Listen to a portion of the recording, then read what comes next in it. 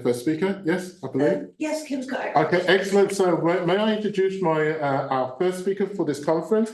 And she is Professor Kim Sellers, who's an American statistician, and she was an elected member of the International Statistical Institute in 2018, and she was named Fellow of the American Statistical Association in 2021. I'm very excited about having Kim present today because I have been chasing this presenter for the last 3 years. So I'm glad that she's presenting today. So I would like to say, Kim, the floor is yours.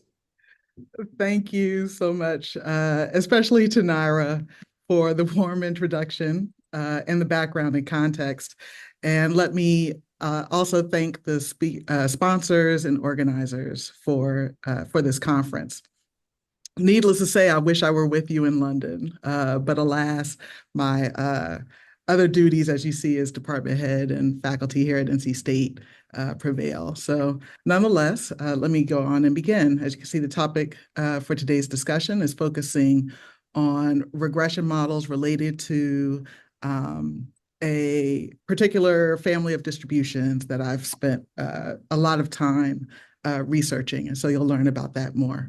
But first, I was advised, given the broad and diverse attendee list here, to offer some context around my background. So how did I get to where I am?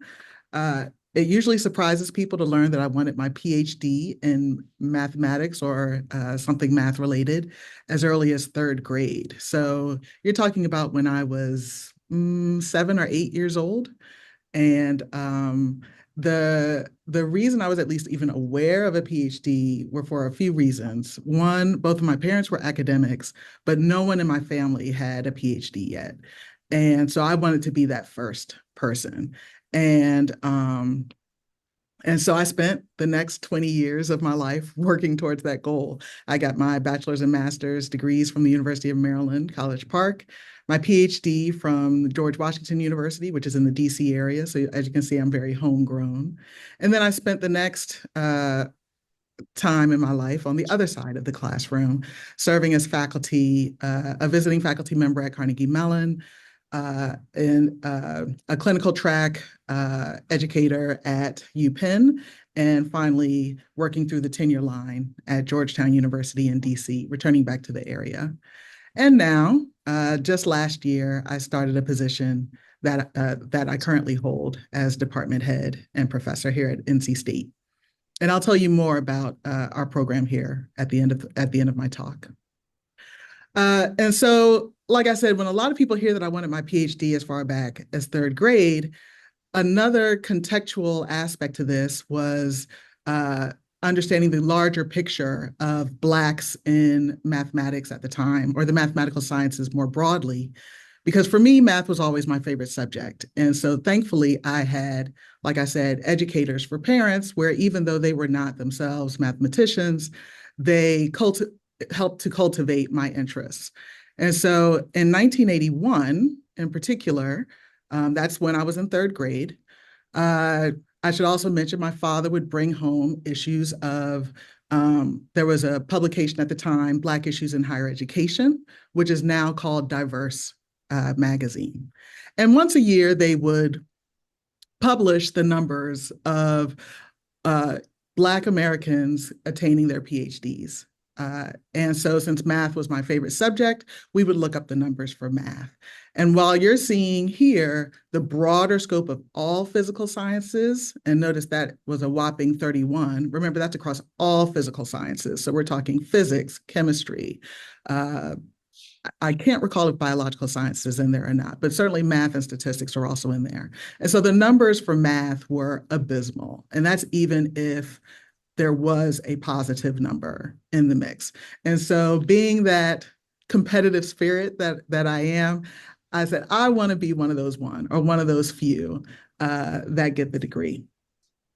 And so, like I said, I spent the next 20 years working towards that goal.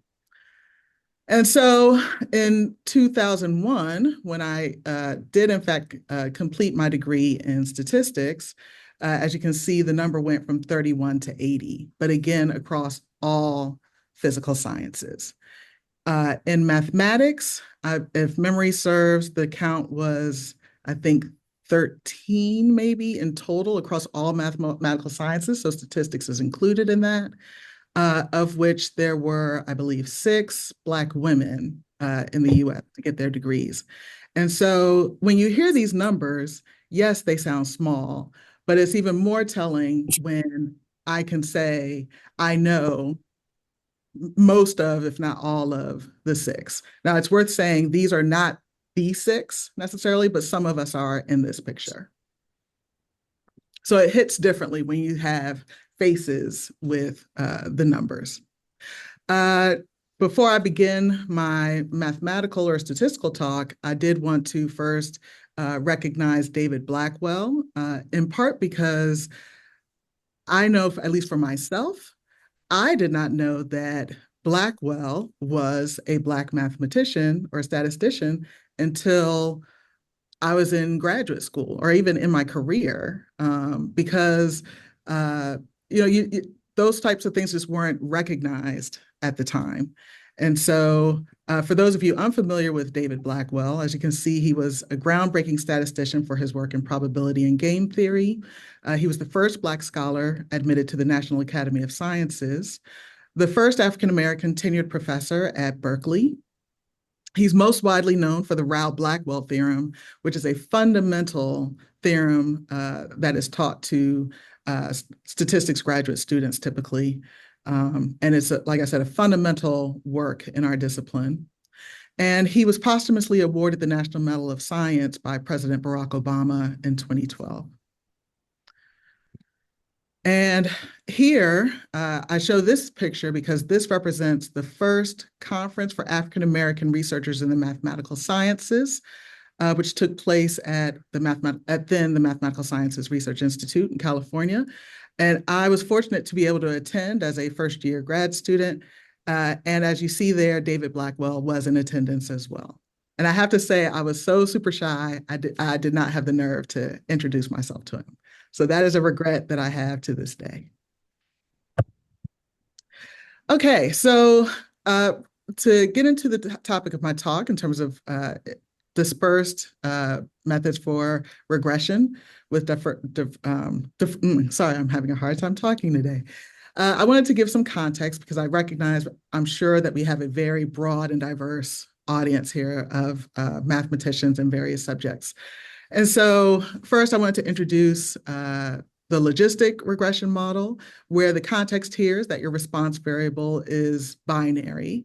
And so in context here, the underlying model of interest is a Bernoulli model. Is this correct that my screen is upside down? No, it's not you, it's somebody. I think you're good. Next speaker joined, they're upside down. Yeah, it's fine. Okay. So I can continue? Yes, please. Okay, sorry about that. And so the underlying model is based on a Bernoulli distribution, which we can think of as tossing a coin. That's the typical motivation or explanation for the logic, where P represents your success probability. So say you're desiring to attain a heads. And so you represent the log odds of an outcome based on some linear model. And so here's a simple illustration where one could imagine understanding how an amount of dosage, say for a medication, influences the health or ailment for some disease. And so the idea is that we can model through this logistic function. Meanwhile, for a Poisson regression, the idea now is that your response variable is represented by discrete count data. So, of course, literal counts 0, 1, 2, 3, 4 on through infinity. And here I represent the associated probability mass function for some rate parameter lambda. Excuse me. And here is a nice illustration of various ways one can envision or visualize the Poisson model for different values of lambda. In this case, it's most popular to establish a regression model based on the associated rate parameter via a log linear model, as you see here. Now, whenever I've taught the Poisson model to students in particular, you find that the common thread that is introduced there is some measure of comfort, because when you know lambda, one can say that you know a lot about the distribution in particular, recognizing that it's coming from Poisson. And in particular, as you can see, one thing that you know is that you know both the mean and the variance for your distribution, because they both equal lambda. Stated another way, your goodness of fit measure, as taken as the ratio between variance and mean, equals 1. We refer to this ratio as equidispersion relative to the Poisson model. However, count data oftentimes don't reflect this idyllic representation of equidispersion. More often is the case where the variance is larger than the mean. We refer to that as data over dispersion, but there are also instances where one can find data where the variance is less than the mean. So this is referred to as under dispersion. Some simple examples of these constructs. Here is one example where we're looking at ampules or jars being transported on several flights. And so in the x-axis, we're looking at the number of times the cartons are transferred, and the y-axis, how many jars were broken at the end of the ultimate end of the flight. And in this relationship, the data turn out to be under dispersed. Meanwhile, like I said, over dispersion is the more common narrative that one sees in the data. And the illustrative example that I'll use for discussion here is based on auto crashes that were modeled in various locations in Canada, as you see Toronto and Ontario, relating the number of crashes to various variables regarding traffic flow that remained protected. Given that most often data over dispersion is what exists, this issue has been well studied, and a popular tool for modeling such data is this negative binomial regression, as illustrated here. And so what's nice about the model is it's incredibly well studied and well utilized in computational tools. However, the drawback here is that it can only handle data over dispersion. So it does not have the ability to handle cases where the variance is less than the mean. Under such circumstances, one alternative approach that will allow for over or under dispersion is what's referred to as the restricted generalized Poisson regression that you see here. In this case, the parameter mu is reflected as that same sort of rate parameter akin to what you saw as lambda in the original Poisson discussion, while alpha serves as a dispersion parameter. And so alpha, as you can see, when it equals 0, this probability mass function reduces to the Poisson model. Where alpha is greater than 0, it captures data over dispersion. When alpha is less than 0, it captures under dispersion. However, as the name implies, notice that it is restricted in its ability to handle data under dispersion. And as a result, a drawback to this approach is that given its limited ability, what actually winds up happening is if your data are, if you will, sufficiently under dispersed, the attempts to model such data wind up producing a probability model that actually does not sum to 1, which, for those of you familiar with statistics, is of course one of our basic axioms. So this is a drawback to this distribution. And so with that said, I've hopefully motivated interest in yet another alternative that I've dedicated my research time to, namely called the Conway-Maxwell-Poisson. This was a distribution that was established, as you see, in the 60s, where Conway and Maxwell actually worked to develop a generalized queuing problem and built this distribution from the ground up, if you will. And as I like to say, exited stage left, not really talking about the distribution anymore after this development. And so as you see, it wasn't really studied again until almost 40 years later in a work by Schmueli et al., where they looked at the statistical properties associated with this model. The probability mass function that you see here is such where, again, it's a two-parameter generalization of the Poisson, where lambda, for the special case of Poisson, is that rate parameter that you saw in the original Poisson model. However, now notice that lambda captures, if you will, the nth moment of the random variable y in this case. Meanwhile, the dispersion parameter nu, as you see, is non-negative, where when nu equals 1, you capture the case of Poisson, so equidispersion. But now nu works in an inverted fashion, if you will, where for nu greater than 1, you're actually capturing underdispersion. For nu less than 1, you're capturing overdispersion. Meanwhile, this function z, as you can see, serves as our normalizing constant or normalizing function to ensure that the sums of our probabilities always sum to 1. What's interesting about this model is not only the fact that it captures Poisson as a special case, but it actually captures 3 fundamental statistical models as special cases. As you can see, the other 2 are geometric and Bernoulli, respectively. And so I'll refer back to these special cases as I discuss the notion of regression here. In particular, because when you think about the regression space, you can already imagine this then will capture Poisson regression and logistic regression as special cases. And so you can imagine, too, a third case called a geometric regression. Here is just an illustration to demonstrate the flexibility of the model, where I allow for all but the top left figure, I've allowed for the same value for lambda, but different values for nu to reflect the change in flexibility or dispersion in the model. And so, as you can see, for the special case, as nu increases, you can see how the distribution tightens. Because remember, I said as nu increases, you see underdispersion, so a tighter variation. For the special case where nu equals 0, as you see here, it required the constraint that lambda be less than 1.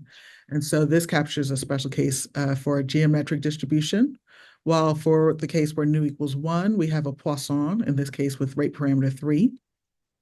And what's interesting in this third case is that, if you recall from the previous slide, the third example said that as nu went to infinity, you would capture the Bernoulli model.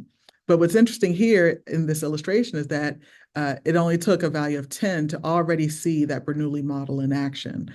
Here where the probability that x equals 1 equals 0.75, and the value at 0 is 0.25.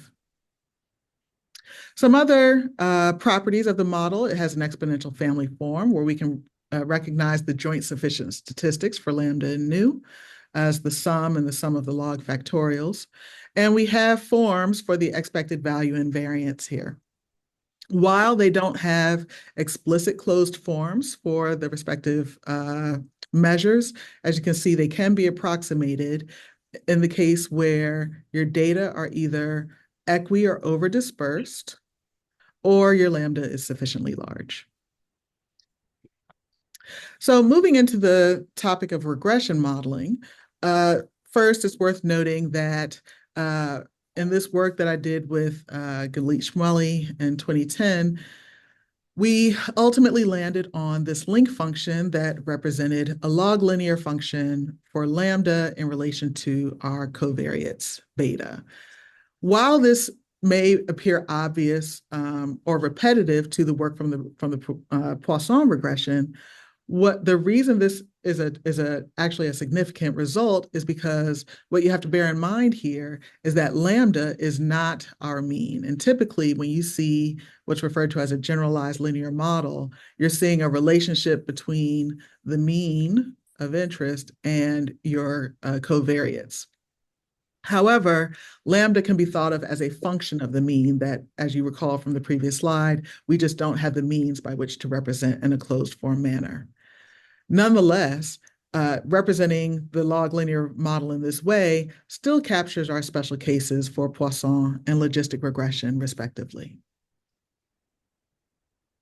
With that said, the goal is now to imagine that in establishing this regression model, what we're interested in is first establishing the estimates for our covariates associated with our covariates, so our coefficients of interest. So if you will, the betas that were in that log linear model, as well as the means by which to estimate the amount of dispersion that exists in the data.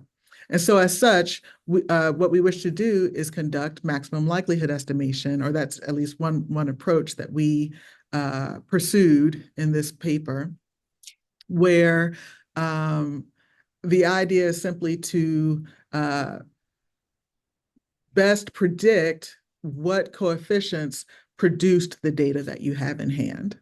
And so if you think about it from a mathematical perspective, all this means is that I'm applying a couple of partial derivatives to get my estimations and information for the information matrix.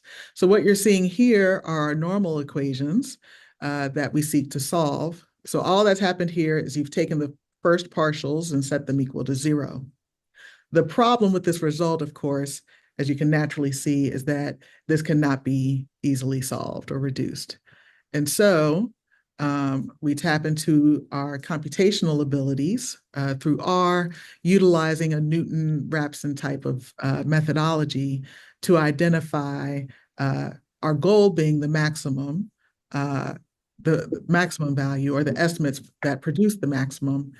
But interestingly, in R, they work from a place of minimizing a function of interest. And so, for example, NL-MIN-B denotes the bounded nonlinear minimization problem.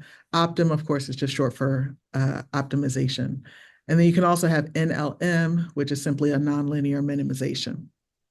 And so the idea is to start, in this case, with our Poisson estimates, just run that model to obtain starting values, and then utilize those values to run through this Newton type algorithm, where the goal is now, since we are looking to minimize the function, just imagine flipping or negating the log likelihood function that you saw on the previous slide. Meanwhile, we could obtain the standard errors associated with those coefficients by getting second derivatives and producing the Fisher information matrix and parsing out that information. So the next question that was often asked when we started introducing this work was, why go through all of this effort? This seems like a complex means by which to model the data. And why wouldn't the Poisson model simply be sufficient? And so for those that understand hypothesis testing, recognize what's being asked here is saying, does a Poisson model in fact work?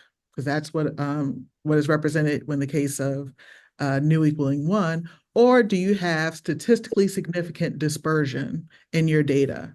And notice, for our purposes, we allow nu to simply not be equal to 1, because with this Poisson model, I'm allowing for over or under dispersion.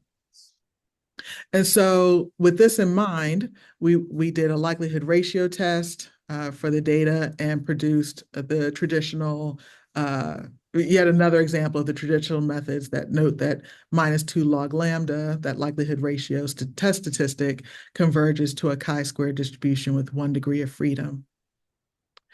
And meanwhile, for small sample sizes, we could do a parametric bootstrap procedure to try and understand what's happening.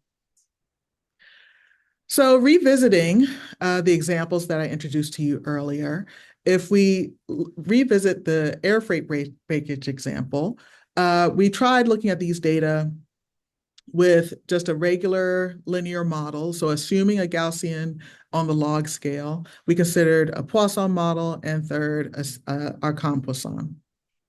And so what we found here, first, I should say, before I get into the results, let me first point out to you, these are apples versus orange results. So you do not want to try and immediately compare the output that you're seeing here. So I just want to bring that to your attention. But one thing that we noted was that, in fact, for the Poisson model, notice we got an estimate of 5.78. I'll remind you, when nu is greater than 1, the data are recognizing under dispersion in relation to each other. And so here that is being detected sufficiently. And so that said, while it's not shown here, the negative binomial, for example, if you tried running that, you wind up getting the same results as Poisson. So why is that? If you can see my arm here, hopefully, imagine my arm as representing the line of equidispersion. And so everything above my arm reflects the space of data over dispersion. Below my arm is data under dispersion. And so your data are sitting somewhere down here. But remember, the negative binomial only can operate and optimize within the space of equi or over dispersed data. So the best it can do winds up being the same result that the Poisson model produces, but yet those are biased results relative to the data themselves. Meanwhile, remember I introduced that restricted generalized Poisson regression. It turned out that we could not obtain convergence in that case because these data were sufficiently underdispersed. In terms of looking at the test statistic, we found statistically significant underdispersion, and with a 90% bootstrap, we can see the resulting interval here, agreeing with that representation. Where you see the impact of these results does not necessarily lie with the fit of the data. As you can see, that's the same whether you're dealing with a Poisson or Compoisson model. The impact lies with the confidence bands that are produced, because what's happening now is taking into account the amount of dispersion or variation that exists in your data. So what you're seeing here is that the Poisson model actually produces a larger or wider confidence band than that which was produced for this Compoisson model. And meanwhile, under various goodness of fit measures, whether you want to consider the Ikeki information criterion or corrected Ikeki or a mean squared error, the goal is to have the smallest value. And as you can see, with these comparisons, Compoisson was the best model. Another example for consideration is a special case where we look at extreme underdispersion, i.e. that binary outcome. So you'll recall this is an example of a logistic regression. So the purpose of this example is to show how Compoisson compares with a logistic model. The application of interest is looking at data marketing or direct marketing for an art book. Are you purchasing the book or not? Okay, so notice a binary outcome. We're looking at 1,000 customers, whether or not they purchased the book based on various measures of interest. And so here, what was interesting in this case, remember this is another example of underdispersion, so already the Poisson and negative binomial models we recognize to be insufficient given my previous discussion. What is interesting here is to see how Compoisson compares with logistic. And what you're seeing, while I only display the information to 2 decimal places, it actually matched identically to 8 decimal places, which was all the computer would show at the time. And so we have identical representation. So it makes sense that the theory is matching what's happening in practice is matching what I expect in theory. Meanwhile, what's also interesting, remember, for that logistic regression, you're expecting nu to converge to infinity.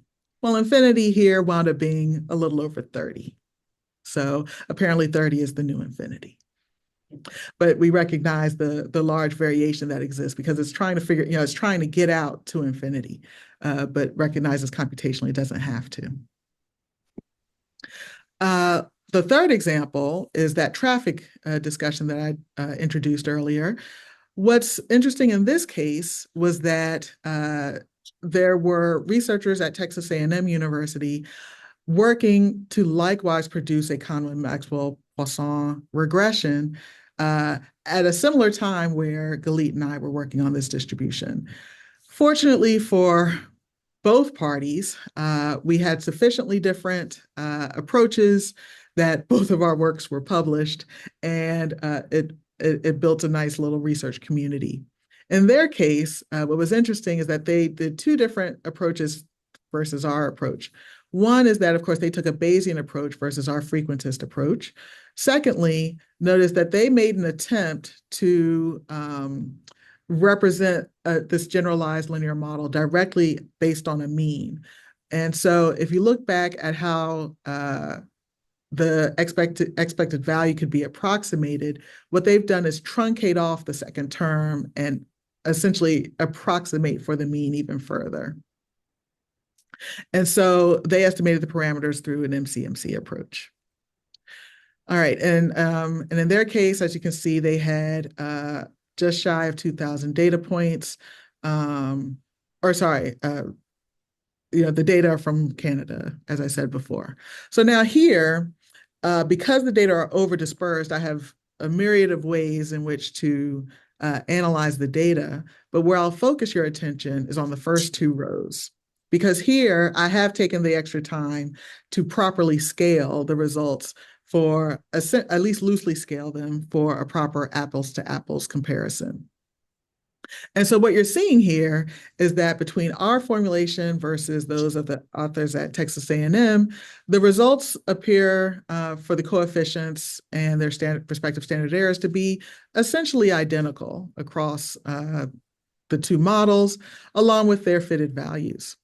But what was interesting in this analysis was the runtime difference that it took to obtain these results.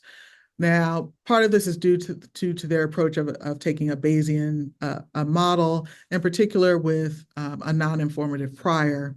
And so the difference wound up being, if memory serves, I think minutes, if not hours, multiply. I'll confess this is a long time coming, so my memory's fading. Versus I think seconds or minutes for us. So it was a considerable difference in scale computationally at the time. And so this work also is available in CRAN through R, looking at regressions using the Conway-Maxwell-Poisson.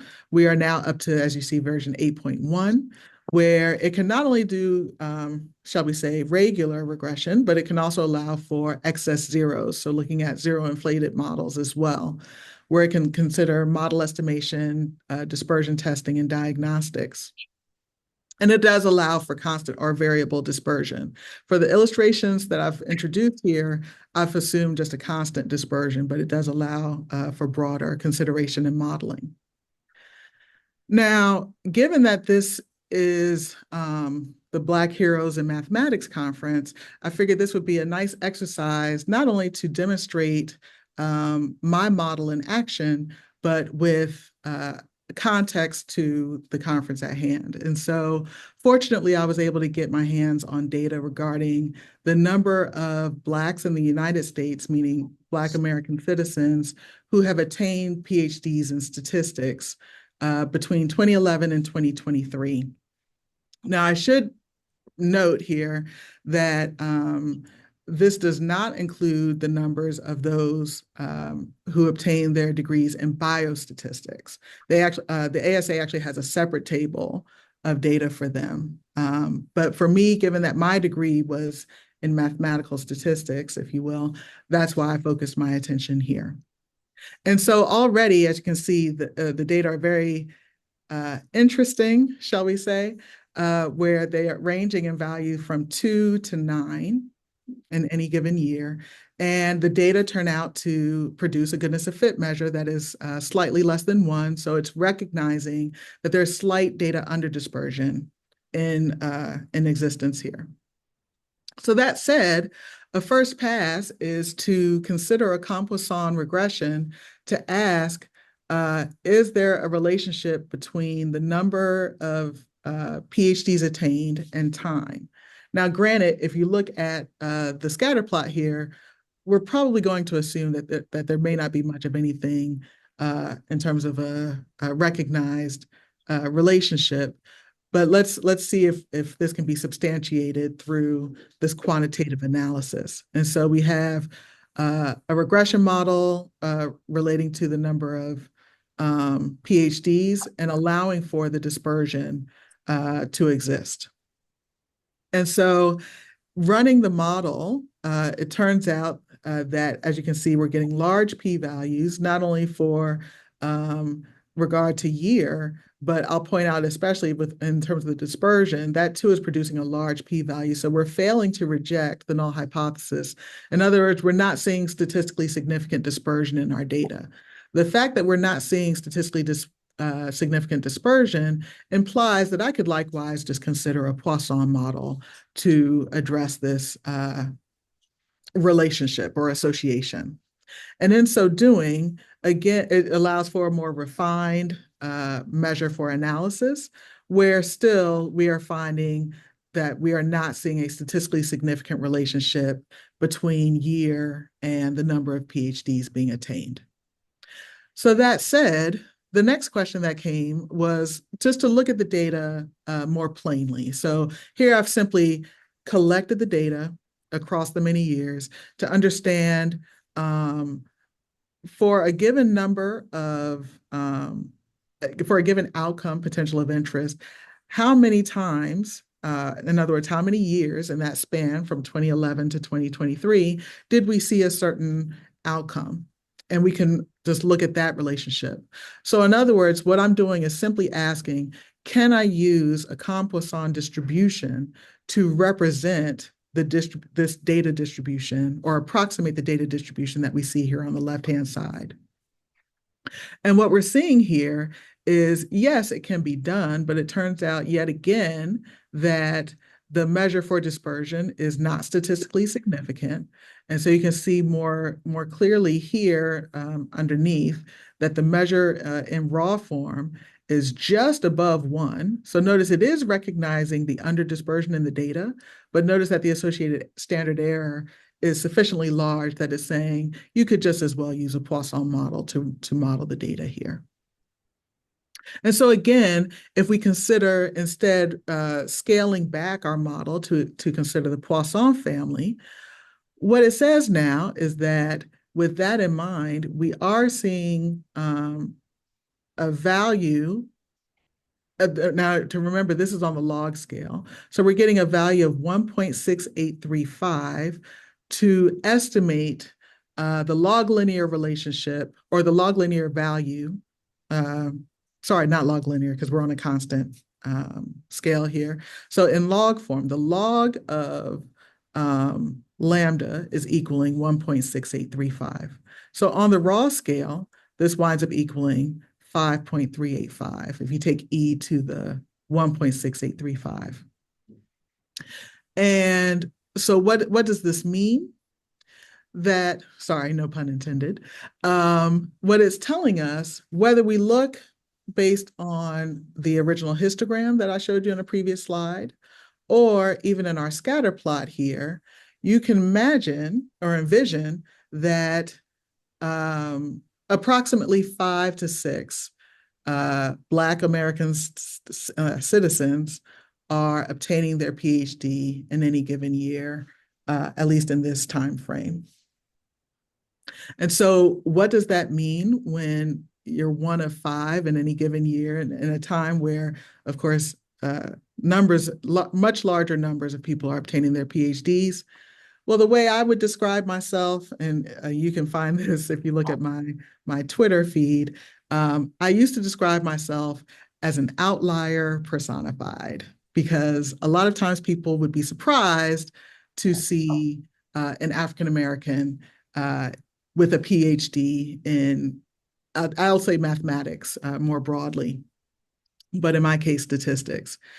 But over time and in my career, I've come to change my narrative to simply describing myself as an outlier personified to, pardon the statistical pun, an outlier forever striving to be an influential point, because I hope to motivate the next generation to pursue degrees and careers in mathematics and statistics. So to close, for the composite regression, this is just one of several ways in which we've worked to advance the field in our ability to model count data. And to learn more about this model, I've actually written a book, and it came out last year, just over a year ago, through Cambridge University Press. So all the more reason I wish I were with you in the UK. And the regression work is just one, as you see, of 8 chapters in the book. I offer some context, describing the motivating interest in this distribution, talk about the distribution and ways that it's been extended. And then it goes on to look at various other statistical methods. So multivariate modeling, of course, regression, control chart theory, time and spatial analysis, and cure rate models, a subfield of survival analysis. And so to close, I want to acknowledge the many collaborators that I've had through the years and students that have helped me to ultimately produce the work that is in the book. And I should say the book isn't just my work, it is those of other authors as well. And in particular, especially fitting since you are in the UK, I want to acknowledge Sir David Cox, who I imagine you all are probably better versed about him than I even. But for those unfamiliar with him, as you see, he wrote or co-authored over 300 books and papers. He's best known for the Cox proportional hazards model, the Box-Cox transformations, et cetera. He was the first recipient of the International Prize in Statistics and was knighted by Queen Elizabeth in 1985. The reason I acknowledge him is because he actually is the impetus for me ultimately producing the book. Back in 2015, I actually spent a few weeks at the University of Oxford and connected with him while I was in town. He and I had connected on several occasions, even back when I was a grad student. And so we met for lunch and he asked me about my work. And then the next day, he says how interested he is in the work, and he encouraged me to write a book about it. And so because of him, I have the book that is produced now. So that concludes my talk. I'll just give a quick nod, putting my department head hat on, and say for those of you that are undergraduates or lower, or even master's students in the room, to consider applying to NC State for graduate school. Our program is nationally and internationally recognized as 11th in the country, 28th in the world. The national recognition is through U.S. News and World Reports. The world recognition is through the Shanghai ranking system. We're the top producer of statistics PhDs. This is a large and diverse department with 43 faculty and about 125 graduate students, or PhD students, excuse me. And so as such, we are actually the first and one of the largest stat programs in the country. This department was founded by Gertrude Cox, who is a big name statistician from her work in experimental design, and she was a former ASA president, American Statistical Association, and of course an ASA fellow for her efforts in statistics. Our PhDs go on to take positions in academia, government, financial services, et cetera. And we do offer an in-person and online master's program, as well as certificate programs in a variety of areas. And so I encourage you to look at our department website for details. Thank you very much for your time. Right then.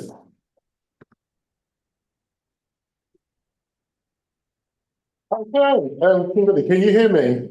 Yes. Excellent, excellent. Well, thank you for that influential, brilliant statistical talk. I do want to make one correction, if that's okay. Certainly. You say that you are an outlier who's striving to be at an influential point. Well, guess what? You already are an influential point, if not an influential range. So I think you should change your Twitter on that point. You know what I mean? Yes.